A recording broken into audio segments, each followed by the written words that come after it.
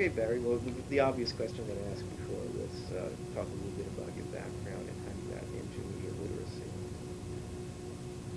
and then we could go on about why media literacy took off in Australia. I heard that it's partly as a result of your own influence, and you also talk a little bit about the structure of the educational system there, and follow up on the question. Sure. Mm-hmm. How we got started, the first one? Yeah. Okay, How okay. you get started, or you can begin with your own. How I got started. Your own personal Yeah. interest. All my working life I've been a teacher on various subjects. Trained as a primary teacher, taught physical education in high school, taught English, taught histories, geography. Became quite, and at one stage was senior teacher of English, and became quite disillusioned with the content that I was teaching in the classroom and the way I was teaching it too, and just the lack of reaction from my students. I was teaching a lot of Yugoslav kids at the time, and I was teaching them Shakespeare, and they couldn't speak English, so I had a few problems, as you can imagine.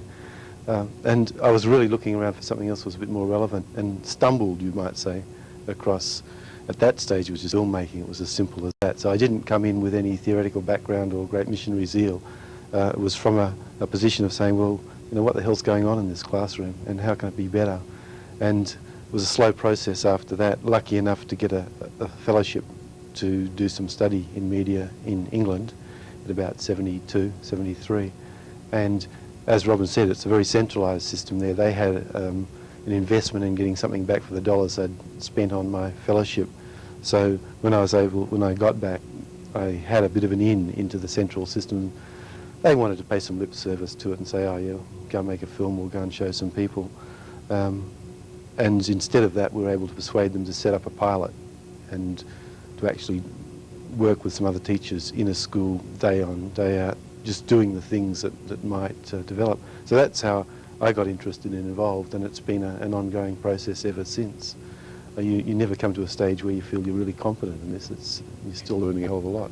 So the pilot started in the early 70s. Yeah. And then it got institutionalized by the Australian Education Board. Yeah, West Australian, in my case, West Australian education system. Very centralised. If you can get in there and get some credibility somewhere, there's a much easier way of spreading. But I must say, in spite of the system being on side, the real push with the teachers, and I believe this is the case in speaking with people like Eddie Dick, that's been the case in parts of the world. It's the commitment of the teachers, and almost reluctantly the system is forced to take up the challenge and support what's going on. And well, from there on, you were Australia has been able to attract a lot of people doing cultural studies and that kind of stuff, and suddenly it's leading all the Western countries in media literacy.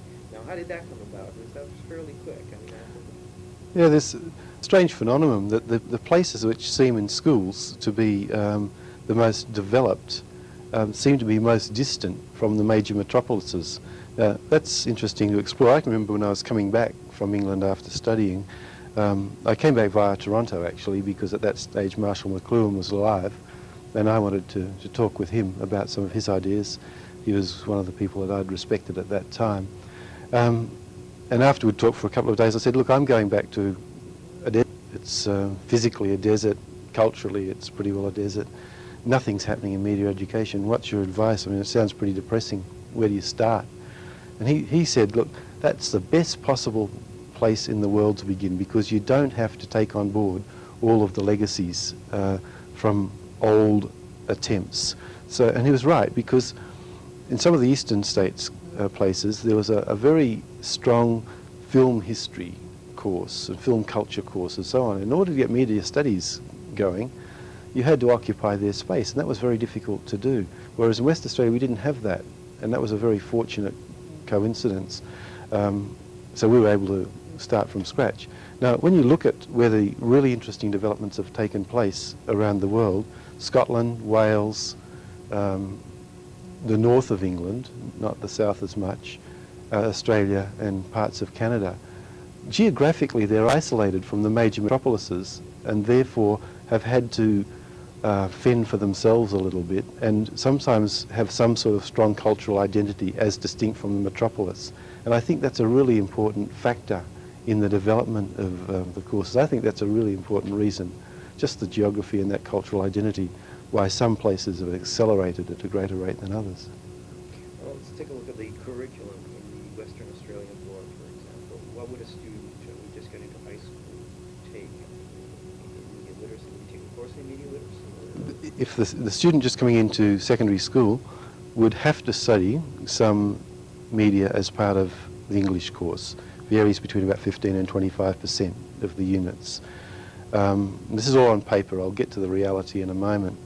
Now, in addition, the student can do media studies as a pure subject. They must do the English part, and they can do media studies as well if they wish. When they get beyond year 10, which is about 15 years of age, again, as part of their English through to matriculation into university, they have to do a media component, and it's becoming increasingly emphasised in the exam system at the top of the secondary scale.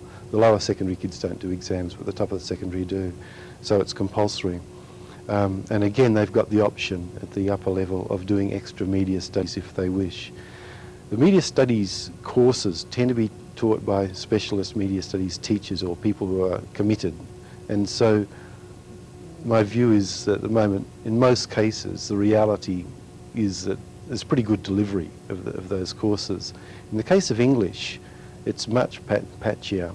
Some teachers don't feel empowered enough to be able to take on the media studies aspects, and therefore just pay lip service to it, or teach it very badly, or don't teach it at all. So that there's still a huge gap between the syllabuses and what actually is the delivery in the classroom. So what would be one way to patch up those kinds of difficulties? Oh, there are numbers of strategies, providing models which are accessible to teachers rather than incredibly confused and complicated. The model we saw of Eddie Dix yesterday when he gave his speech is an accessible model. I'd hope that the one that we gave today adds to that accessibility as well. Interestingly enough, there is a turnaround. English teachers, Robin mentioned this amorphous nature of some of the English teaching. You know, anything's okay and so on. Well, that's pretty frustrating for teachers, that they've got nothing to grip onto. Some English teachers are now swinging over and saying, at least in the media component, there is something that we can cling to. There's a way in here. There seems to be something we're getting out of it. Just as I suppose my frustration when I was teaching English was overcome when I found a bit of an avenue. And so there is a turnaround in attitude. We are now actually influencing the teaching of English, which is quite an interesting turnabout. So there are ways of overcoming it. I mean, the usual one's professional development if the money's available. In the early stages, I think access to reasonable student textbooks is very valuable and important, or resource materials and or whichever you like, because we can't expect teachers to go inventing all aspects of the syllabus for themselves. I mean, it's a huge burden in teaching. It's massive. Do you have any kind of comment or advice that you've seen what's happening here in Ontario in terms of media literacy? Can you show them, or do you have any ideas of how it could be improved, developed, over another? I wouldn't be presumptuous enough to give advice. I'd make some observations on, it's healthy. That there is a couple of things, that there seems to be a nice interaction between the academics and the teachers, and I think that's a healthy sign. How deep that goes, I'm not sure. There is certainly interest in having teacher education for future people, so that's again a healthy sign. I believe that a lot of the documentation is pretty sound. It's not just busy work, so therefore they're well placed in that section. I suspect that if it's anything like ours, there's a fall away when it comes to the delivery in the classroom, and I don't have a lot of evidence to back that, but I'd be surprised if that's not the case, because it's the case everywhere else.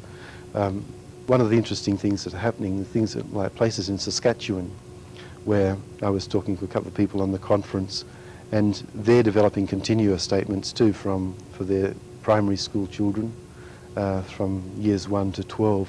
So it could be that the next leaps forward actually happen outside the metropolis in Canada as well, that places like Saskatchewan will take them up and take another step forward. Be good to watch. Yeah, it would be very Yeah. interesting to see whether or not. It's sort of interesting that Ontario sort of picked up into this very quickly thanks to Barrie document and a bunch of other people and the AML. And we'll see how that would develop. This question is not going anywhere because it's brain dead at this point. What? Why is that? Because I only had half an hour's sleep.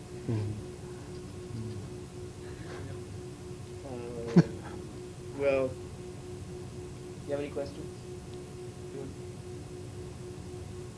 Or you can leave. Anything to add? Yeah. Where to next? Yeah. Let's see.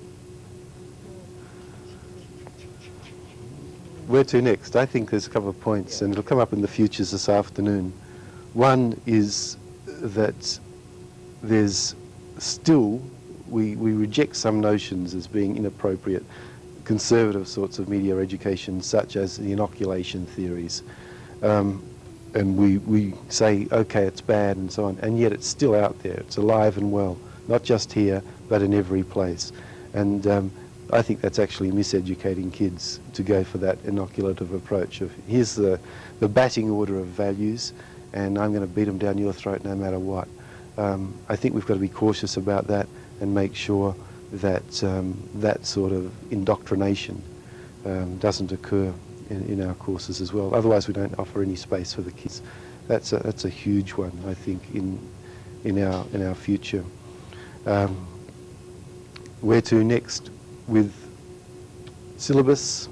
Well, we just got to keep on making sure that we don't start to deify our syllabuses.